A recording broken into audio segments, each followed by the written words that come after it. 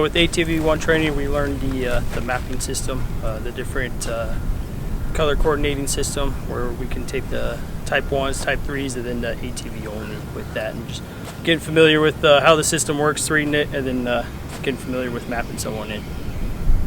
I learned with the ATV unloading and loading it back onto the trailer for operation, and then also operating the ATV 2-wheel drive and 4-wheel drive through the different terrain. I learned the limitation of this ATV. Just take your time when you're driving, and then have your partner, if you're going too fast, have your partner slow down so they can just read the map correctly. I learned that knowing the limitations of the equipment is very essential, and not to be overconfident with it and just take it easy. Again, with the limitation, have a spotter if you need it. Yeah, so if you're unfamiliar with an area, just stop in that spot. You can have your partner or yourself just put it in park and then kind of walk it and see how the terrain is, if you think it's going to make it, or if it's in any question, just turn around, try to find a different spot.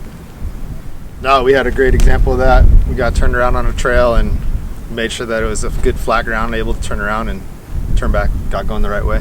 Even though we have the capability of having a patient on board right here, we have to outweigh the risks and benefits of it as well.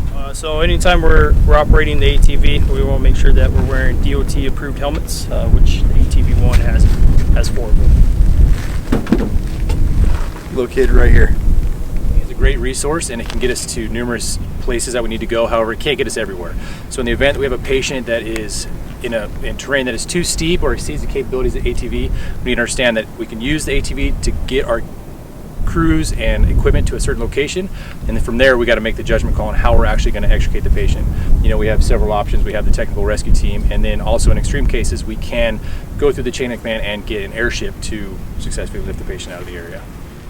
So a good takeaway that we kind of discussed was, as you guys can see out here, the trails aren't well marked. So even though if we see them on the map and it looked like a well marked trail like we experienced on Fox Canyon, it might just be as much as a single track.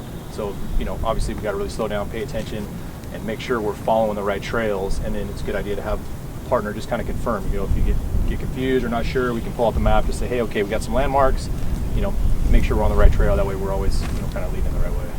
But we know with that map in Avenza, that trail that's marked for whatever type, it's at least been scouted out ahead of time, so that we know that it's at least a minimum amount of safety that we can follow that trail and be in good shape.